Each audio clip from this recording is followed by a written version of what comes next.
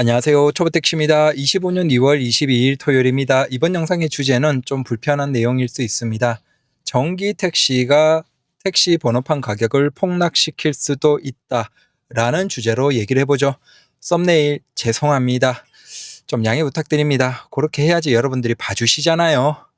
네, 그래서 왜 그런지 여러분들이 한번 들어보십시오. 그리고 택시 번호판 가격을 조금이라도 유지하고 싶으시면 우리가 나이 드신 분들은 전기 택시를 구입하는 걸 멈추시는 게 맞지 않을까. 그리고 60대 이상에서 지금 전기 택시를 구입하고 운행하고 계신 기사님들은 대폐차 할 때는 다시 가스 택시로 넘어오시는 게 맞지 않을까. 아니면 뭐 하이브리드 택시나 다른 것도 있으니까 적어도 전기 택시는 하지 않으시는 게 맞지 않을까라고 섣부르게 좀 주제넘게 조언을 드려봅니다. 왜 그런지 한번 들어보시죠. 가까운 시점에 국토부에서 이제 발표를 한 게 있죠. 98%가 합격하는 고령 운전자의 자격 검사를 깐깐하게 한다라는 겁니다. 발표가 됐죠. 우리 기사님들이 또 많이 걱정하고 계십니다. 자, 핵심은 이거예요. 너무 기존의 합격률이 높았다. 사실은 자격 유지 검사는 여러 가지 있었지만 여기에서 추가가 됩니다. 마찬가지로 의료기관에서 기존에 하고 있던 것에서 좀 더 강화하고, 결국 이렇게 하는 이유가 뭐다? 기존에 거의 98%, 99%가 다 합격을 해서 사실은 자격 검증이지만 그 목적을 하지 못했죠. 나이 드신 분들도 그냥 몇 번 연습을 하고, 솔직히 얘기해서 까놓고 가면 이제 조합 같은 데도 그 기계 같은 것들 갖다 놓고 연습하고 그러면 뭐 다 통과를 하는 거예요. 그래서 분명히 이제 흘러줘야 되시는 분들이 계세요. 운전을 이제 그만하셔야 되는 분들도 계시긴 해요. 네. 슬프지만 어쩔 수가 없죠. 신체적인 능력에서 이제 이게 일정치가 안 될 때 그만두셔야 하는 기사님들도 계신 건 맞아요. 물론 그분들은 굉장히 소수입니다. 문제는 그 소수의 분들도 걸러지지 않았던 거예요. 그러다 보니까 이 검사가 의미가 없는 거예요. 유명무실한 거죠. 자, 버스를 제외한 택시, 화물차 운전자는 자격 유지 검사 대신 의료 적성 검사를 자유롭게 선택. 자, 앞으로는 제한이 생긴다. 최근 3년 안에 큰 사고를 냈거나 75세 이상인 경우는 반드시 자격 유지 검사. 그래서 목적은 이거예요. 결국은 2020년부터 2023년까지 자격 유지 검사 합격률은 평균 97.5%. 사실상 의료 적성 검사 합격률은 이 기간 평균 99.8%. 운전 능력이나 그 다음에 신체적인 한계는 사실 이 검사를 기준으로 한다면 아무런 문제가 없는 거예요. 97에서 99% 가까이가 다 통과를 하시니까 문제가 전혀 없는 것이죠. 그래서 전수 합격이니까 의미가 없고 이걸 제대로 시행하는 것 자체가 의미가 없는 것이었다. 근데 문제는, 자, 이렇게 문제가 없다라고 하면 사고도 없어야 돼요. 고령자분들의 사고도 없어야 돼요. 근데 문제는 고령자분들의 좀 무서운 페달 오인 사고는 꾸준하게 나왔거든요. 자, 이게 핵심이라고 보시면 됩니다. 99%가 다 통과를 하더라도 고령 운전자분들로 인한 특별한 사고들이 없으면 상관이 없어요. 그대로 그냥 갔어요, 정부도. 이걸 뭐 누가 검사를 깐깐하게 하다라는 여론도 나올 리가 없잖아요. 근데 지금 문제가 뭐냐면 고령 운전자분들의 페달 오인 사고가 계속 나오고 있죠. 그로 인해서 정부도 아니 이렇게 나이 드신 분들이 페달 오인으로 인해서 심각한 사고, 심지어 그게 굉장히 무섭고 심각하고 많은 분들이 사망해버리는 사고가 발생하는데 왜 이걸 깐깐하게 안 하냐라는 여론이 계속 있었어요. 그래서 정부도 어쩔 수 없이 사고는 발생하는데 검사는 다 통과해버리고 답이 없는 상태에서 결국은 시험을 깐깐하게 해서 적어도 밑에 있는 분들은 걸러내겠다라는 게 지금의 정책의 방향이다라고 보시면 됩니다. 몇 퍼센트까지 할지 몰라요.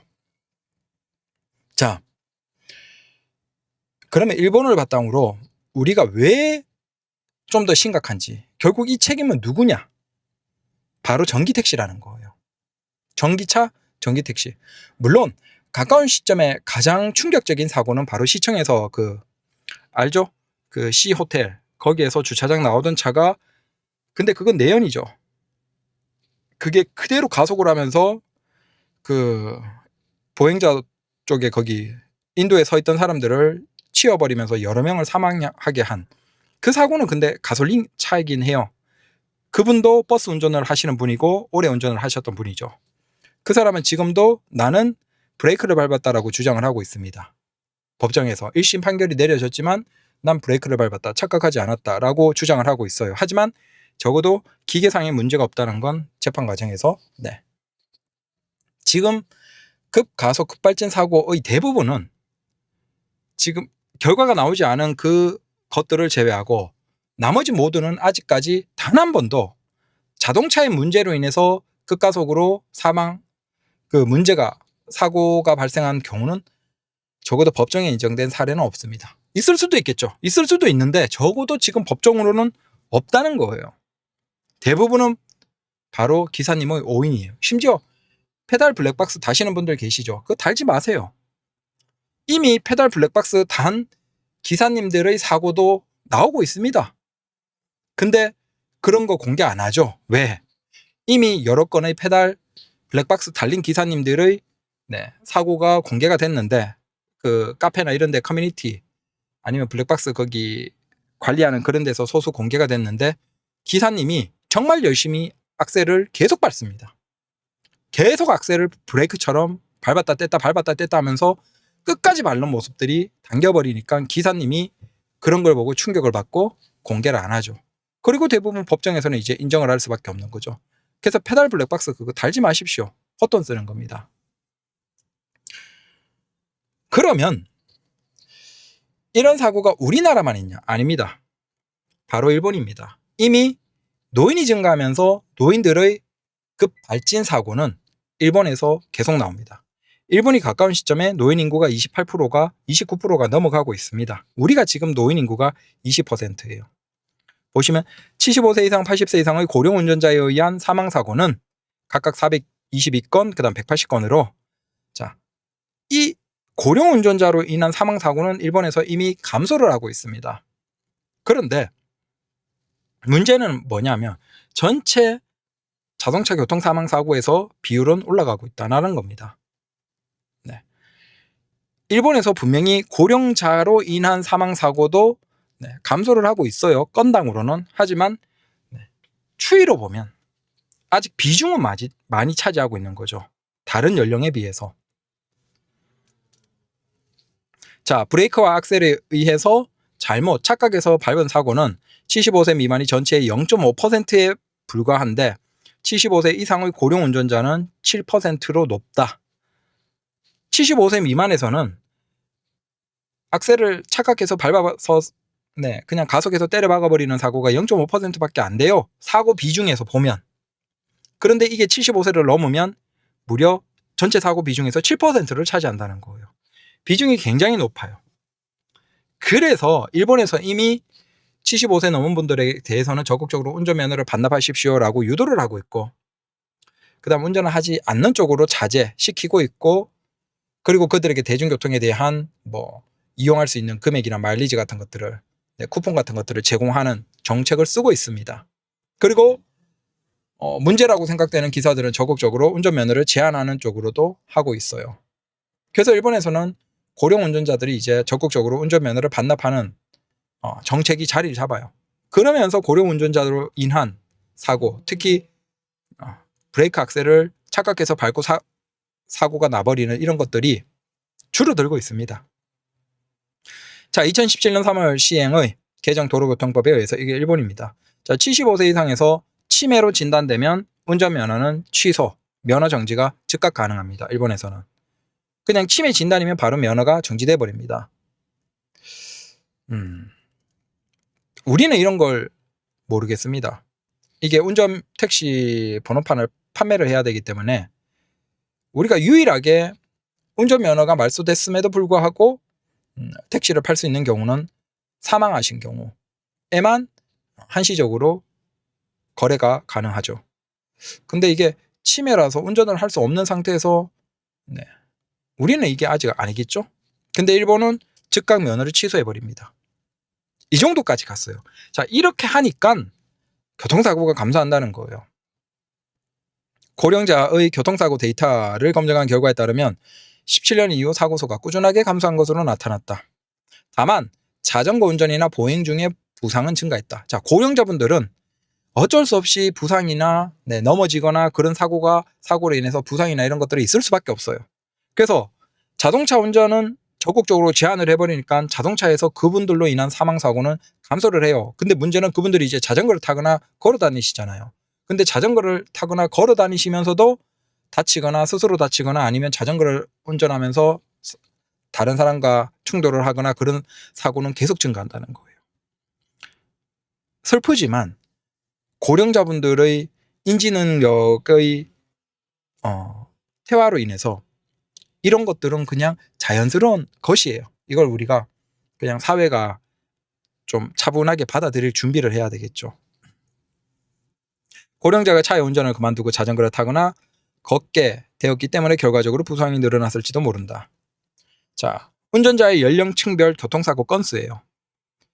젊을 때는 당연히 사고가 많지만 이제 어느 정도 운전을 하면 30대, 40대, 50대, 60대까지 굉장히 안정적이죠. 근데 60대 후반에서 70대를 넘어가면서 다시 사고가 증가하기 시작하고 계속 증가합니다.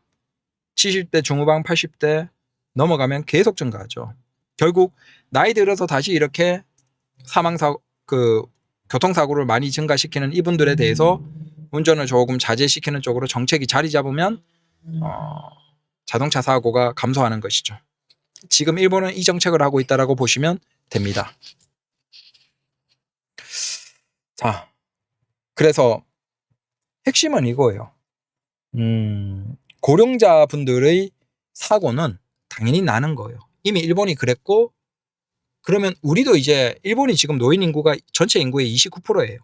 우리가 노인 인구가 작년 12월 기준으로 20%입니다. 자, 일본이 노인 인구 20%를 넘은 게 2008년이에요.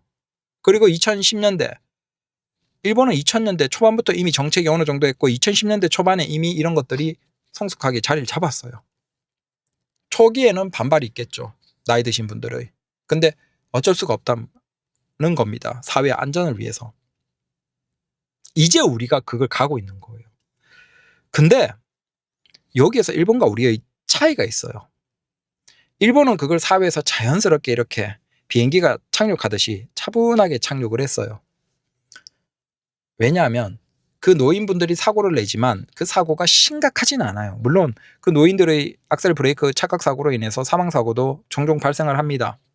혹은 번화가에 사람 많은 곳에서도 쭉 밀어버리는 그런 사고들이 종종 발생하고, 그럼에도 그게 막 엄청나게 충격적이진 않아요. 네. 왜 그러냐 하면 바로 일본에서는 이제서야 전기차가 보급되고 있어요. 심지어 보급되는 전기차도 경차예요. 굉장히 작은 우리의 레이 같은 그 정도 크기의 작은 경차가 일본에서 전기차 판매량의 1위입니다. 심지어 그런 것들은 일반적으로 택시로 쓰지도 않아요. 그래서 택시로 쓰는 자동차나 일반적인 자동차는 뭐 당연히 내연기관이고, 심지어 일본에서는 경차 우리가 모닝이나 레이 같은 작은 경차가 가까운 시점에 판매량에서 40%를 차지하고 있습니다. 이미 2000년대 넘어가면서 이게 30% 넘어서 계속 경차 판매 비중이 증가했어요. 자, 이게 우리와 가장 큰 차이예요. 노인이 증가하면 당연히 노인분들이 운전을 하면서 악셀 브레이크 착각으로 인해서 가속하면서 사고를 내는 숫자는 무조건 어떤 선진국에서도 노인 증가한 국가에서는 발생을 합니다. 다만 일본에서는 그 시기에 경차가 굉장히 많아요. 일본은 경차 비중이 계속 증가하고 있는 국가이다 보니까 경차예요. 그러면 우리는 경차가 지금 1000cc죠. 일본은 660cc예요. 엔진이 너무 작아요. 그러니까 밟아도 가속이 느려요.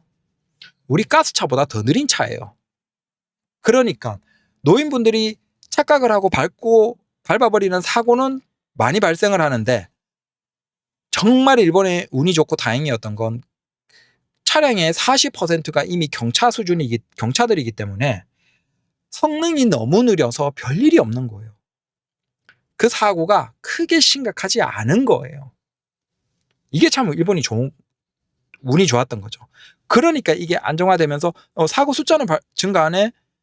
그러면 이 사고를 줄여야 되겠다. 하지만 사회에서 막 인식이 굉장히 부정적이거나 그렇게 한번 그 정도는 아니었어요. 물론 큰 사고가 종종 발생을 했어요. 근데 이제 우리예요.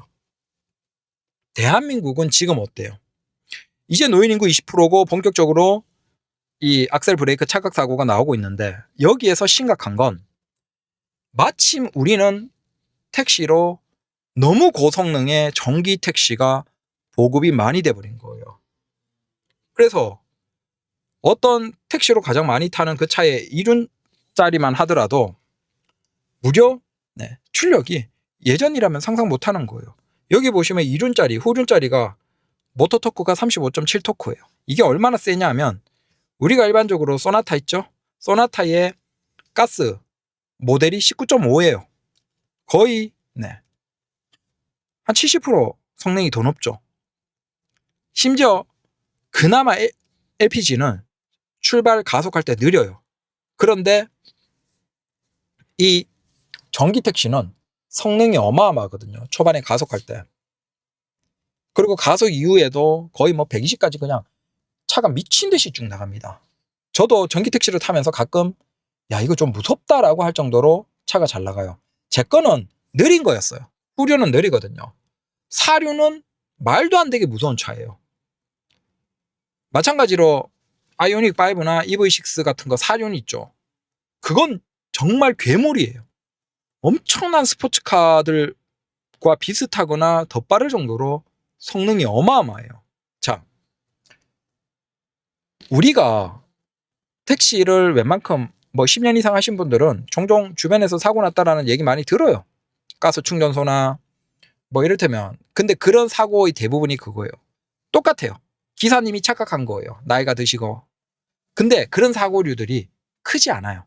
뭐 이를테면 줄빵하고 있는데 앞에 차 땡겨서 한 대 땡겼는데 뒤에 기사님 나이 많으신 분들이 이제 앞으로 땡기다가 잘못해서 착각하고 앞차 그냥 때려 박아버리는 그런 사고가 종종 있었어요. 마찬가지로 저기 주유소 충전소에서 충전하고 세차하고 난 다음에 출발할 때 이제 악셀을 살짝 밟아야 되는데 잘못해서 꽉 밟았다가 그냥 앞에 벽에 때려 박아버리거나 아니면 뭐 주로 이런 사고들이에요. 주차장이나 어디 골목길에서 와리가리 하다가 그냥 콱 때려 박아버리거나. 예전에도 계속 이런 기사님의 악셀 브레이크 착각 사고는 계속 있었습니다. 지금도 있어요.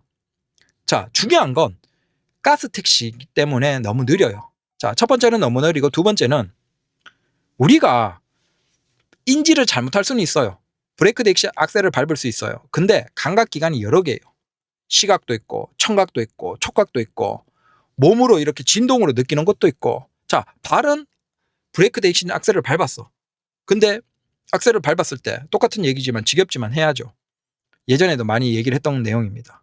자, 악셀을 밟았는데 어때요? 가스 택시는 소리가 어마어마해요. 차는 나가지도 않는데 소리가 그러죠. 그러면 기사님이 자, 이미 인지 능력이 잘못돼서 악셀 브레이크를 착각했어. 그럼에도 불구하고 소리가 어마어마하게 들리니까 아이고 내가 악셀 밟고 있네. 자, 다른 감각으로 이걸 깨닫는다는 거예요. 교차 검증이 되는 거예요. 검증이 이런 방식으로도 검증을 하고 저런 방식으로도 검증을 했을 때 다른 방식으로 내가 브레이커와 악셀을 착각했다라는 걸 검증이 가능해요. 심지어 다행인 건 가스이기 때문에 느리죠. 그렇기 때문에 사고가 나기 전에 인지를 하고 소리로 인지를 하고 아니면 뭐 진동으로 인지를 하고 브레이크로 바꿔 밟는 게 가능해요. 그래서 가스택시도 많은 기사님들, 고령 기사님들이 이런 착각사고가 있지만 혹은 착각사고 나기 직전의 상황들이 있지만 미리 인지하는 경우가 많아요. 근데 전기택시가 무서운 게 이거예요. 소리가 없어요. 진동이 없어요. 소리는 없고 진동이 없는데 웬만한 슈퍼카보다 빨리 달립니다. 그러니까 기사가 인지를 할 시간이 없는 거예요. 이게 지금 악셀인지 브레이크인지 인지를 할 수가 없어. 소리, 진동 없이 어마어마한 속도로 달려가거든요. 자, 저도 전기택시를 탔는데 저도 가끔씩 악셀과 브레이크를, 악셀 브레이크는 아니고, 저는 이게 전진 후진을 착각한 경우가 솔직히 얘기하면 몇 번 있습니다. 지금 나는 전진이다라고 생각하고 악셀을 훅 밟았죠. 그러니까 앞으로 이제 천천히 가려고 훅 밟는데 후진으로 차가 확 가서 깜짝 놀라고 그냥 브레이크를 밟은 적.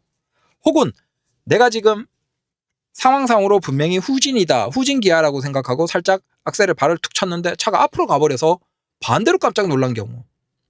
솔직히 얘기하면 저도 전기 택시 타면서 이런 경우가 꽤나 있었습니다. 한 전체 횟수로 보면 한 20번 정도는 있었던 것 같아요. 전기 택시 9만 킬로 타는 동안에. 그나마 저는 막 미친 듯이 때려밟는 그런 성격은 아니에요. 그냥 초반에 무조건 출발할 때는 악셀을 발을 한번 툭 쳐서 차가 천천히 굴러가기 시작하면 그때부터 이렇게 쭉 밟는 그런 습관을 미리 들여놨어요. 그래서 처음부터 꾹 밟고 그런 건 안 해요. 그냥 발 한번 툭 치고 어차피 그 오토홀드를 풀려면 이렇게 툭 쳐야 되잖아요. 그럼 툭 치고 움직이면 그 상태에서 쭉 가는. 다만 이런 게 어떤 게 있냐. 골목에서 막 와리가리 해야 되고 아니면 유턴 해야 될 때 막 와리가리 해야 되고 그럴 때 네. 착각해서 오인하는 경우가 있었죠. 그래도 사고는 안 났어요. 문제는 연세 많으신 기사님들은 이걸 인지하기 전에 심각한 사고가 나는 거예요. 그래서 우리가 전기택시에서 어마어마하게 급가속해서 막 횡단보도 몇 개 넘고 근데 그 속도가 우리가 상상하는 이상이죠. 막 도심에서 120, 130 막 넘어서 막 어마어마하게 가면서 결국은 벽 때려박고 중앙 분리대 때려박고 어디 뭐 횡단보도 건너는 사람 다 쳐서 막 다 사망시켜버리고 아니면 건물 벽에 박아서 막 터지듯이 불나고 이런 사고들이 우리가 비일비재하게 나오고 있잖아요. 전기택시에서. 왜 그렇겠습니까? 문제가 이거예요. 지금 그러면 정부 입장에서 이런 사고를 예방하려고 하면 65세나 60세 이상은 전기택시를 구입하지 마십시오 라고 해서 정책을 짜면 돼요.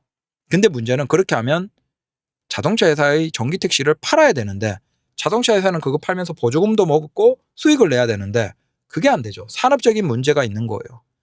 그러니까 차마 사실은 방법이 이거예요. 간단해요. 면허를 자격 검정을 너무 까다롭게 하기보다는 60세 이상은 가스 택시만 타십시오라고 정책적으로 못 박아버리면 이런 사고 안 나요. 장담합니다. 근데 문제는 전기차를 팔아야 되거든. 그러니까 이걸 못 하는 거야. 진짜 얘기를 못 하는 거예요. 그래서 뭘 얘기해요? 말을 빙빙 돌려서 신체 검사 까다롭게 하고 그 다음에 조장 신경 운전에 대한 적합도를 검사를 이제 까다롭게 해서 기존에 99% 가깝게 다 통과하던 그것을 이제는 탈락을 하는 사람들이 꽤나 나오게 정책을 짜겠다, 실행하겠다라는 게 지금 정부의 태도예요. 다만 여기에서 이제 무서운 게 이거예요. 어느 정도까지 탈락률을 정부가 설정할 것이냐. 이게 그냥 한 5% 정도에서 끝낼 것이냐. 5%만 하더라도 75세 이상 택시 기사님들 중에서 상당수가 5%만 빠져도 얼마예요? 과연 그분들은 그러면 어쩔 수 없이 통과 못하면 면허를 팔아야죠. 정부가 굉장히 적게 한 5%, 10%만 잡아도 엄청나게 택시 매물이 시장으로 나올 수밖에 없습니다. 근데 이걸 만약에 정부가 한 20에서 30%까지 잡아버리면 그때는 진짜 좀 무서울 정도로 택시 매물이 많이 나오는 거예요. 지금 이 상황인 거예요. 그래서 정부가 이제 기존처럼 99%가 98%가 다 통과하는 이건 안 하겠다. 쓸모없는 의미 없는 이건 안 하겠다. 진짜 제대로 까다롭게 검사해서 꽤나 탈락률이 나오게 하겠다. 라는 거예요. 즉 연세 많으신 기사님들 중에서 이거 통과 못 하시는 기사님들이 꽤나 나올 가능성이 높아요. 그러면 결국 이분들은 면허를 처분해야 되죠. 자, 이제 중요하죠. 택시 면허가 결국은 수요 공급이에요.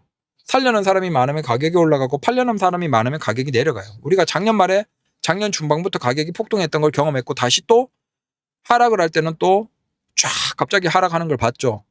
1억 3천까지 폭등을 했다가 1억까지 하락을 했다가 다시 지금 1억 1천 중반까지 폭등을 했죠. 한 달 조금 안 돼서. 자, 그러면 이제 앞으로는 어떻게 되는 거예요?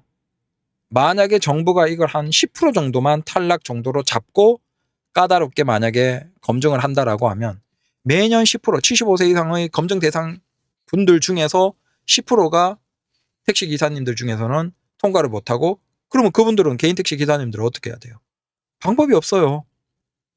몇 번 도전을 하겠지만 그래도 안 된다, 영 안 된다 싶으면 그냥 자포자기 하시고 면허를 파시겠죠. 즉 적어도 예전보다 면허를 파는 비중이 증가해요. 자, 예전에는 우리가 대부분의 분들이 연세가 있으셔도 면허를 안 팔아요. 어차피 이거 돌아가시기 전까지 계속 가지고 계시다가 그냥 돌아가시면 이제 일정 기간 동안 팔 수 있기 때문에 굳이 안 파는 분들이 많았다는 거예요. 그래서 정말 한참 넘고 9 넘으신 분들도 가지고 계시죠. 그냥 서울거리로 하루에 3시간, 4시간이라도 나와서 하신 분들이 많으세요. 근데 이제는 그분들이 검증을 통과하지 못할 가능성이 높다라는 거예요. 즉 꾸준하게 이제 매물이 증가할 가능성이 높겠죠. 자, 이건 다른 방향과도 관련이 있다라고 볼 수 있어요. 정부 입장에서는 택시 기사님들이 너무 고령화됐다라는 걸 문제라고 인식하고 있고, 가급적이면 조금 젊은 사람들이 택시로 진입을 해서 아무래도 택시 기사님들의 연령을 낮아지는 쪽으로 정책을 잡고 있을 거예요. 거기에도 이 정책은 어느 정도 유효할 수 있다라는 거죠. 결국 이러거나 저러거나 해서 우리가 까딱하면 택시 번호판 가격이 다시 폭락할 수도 있다라는 가정도 있다라는 겁니다. 물론 이게 또 이제 기사님들도 의견을 많이 내시고 민원을 넣고 그렇게 하면 유야무야해서 다시 예전처럼 뭐 98%, 99% 통과하게 그냥 적당히 할 수도 있습니다. 그러면 뭐 별일 없는 거고. 근데 실제 이게 한 5%, 10% 탈락하도록 좀 까다롭게 하기 시작하면 그때부터는 이제 골치 아파지는 거죠. 꾸준하게 매년 매물이 증가하니까. 그래서 결론은 그거예요. 자, 전기 택시를 안 하면 돼요. 한 60세만 넘은 분들이 전기 택시 안 하시면 이렇게 말도 안 되는 급가속 사고가 발생할 리도 없고, 또 그런 게 충격적인 사고가 발생해서 뉴스에 도배되고 사람들이 왜 택시기사 저렇게 나이 많은데도 운전대를 작게 하느냐라는 그런 민원이 국토부에 안 들어갈 거 아니야. 근데 왜 60세 이상 넘으신 분들이 꾸역꾸역 그 전기택시를 하시는 거예요? 네? 그 연료비 얼마 아끼겠다고. 물론 그분들이 다 사고 나는 게 아니죠. 하지만 그 뭐 100분 1000분의 1000분 중에서 한 분이라도 사고 나면 그 사고가 전기택시는 너무나 충격적이기 때문에 이게 일반인들이 여론이 안 좋은 거예요. 결국은 국가나 정부는 이 여론을 눈치 볼 수밖에 없고, 결국 여기에 원죄는 누구다? 고령 기사님들의 전기택시라고 보면 됩니다.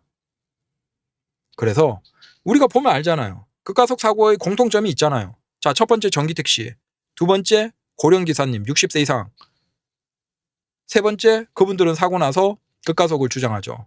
하지만 그분들 중에서 단 한 명도 법정에서 실제 급가속을 인정받은 사고는 없습니다. 대부분이 뭐다? 악셀 착각 사고예요.